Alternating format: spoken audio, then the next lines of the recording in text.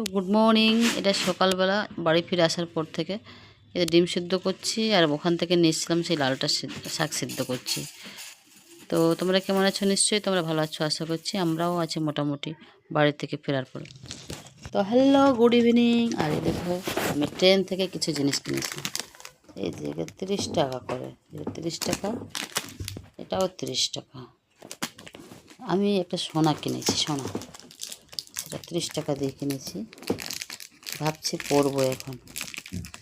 30 টাকা দিয়ে সোনা কেনা যায়? তোমরা বলো। তোমরা সবাই কেমন আছো? নিশ্চয়ই তোমরা ভালো আছো আশা করছি। আমরা এখন বাড়ি চলে এসেছি, বাড়ি ফিরে গেছি।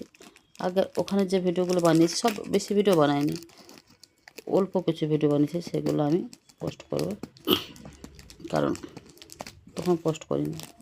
দৌড় বাবা, সোনা বলে দিলাম বলে কি প্যাকেটটা একদম সোনার মতন একটা চেপে বসে গেলো নাকি?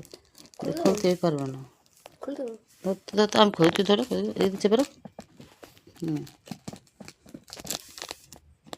হ্যাঁ রে, সত্যি সোনাই ওঠে। তো কষ্ট করে খুলছি মানে সোনাই হবে।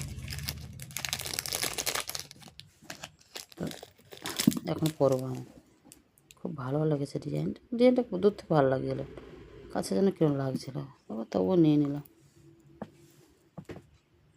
তো দেখো, এই যে আমার সোনার কানে, এই দেখো হাতের কী অবস্থা দেখো। ওখানে গিয়ে কদিন হাঁড়ি মেজেছি আমি, হাঁড়ি মেজেছি, মানে এখানেও হাঁড়ি মাজা, কিন্তু ওখানে ভালো করে ফোকাস নিচ্ছে না। এদের হচ্ছে ময়ূরের মতন দেখো।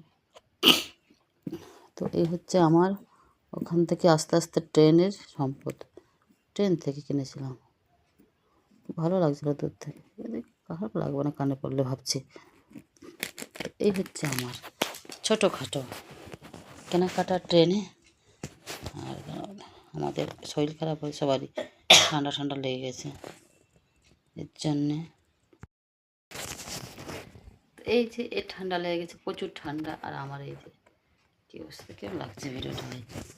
দাঁড়া।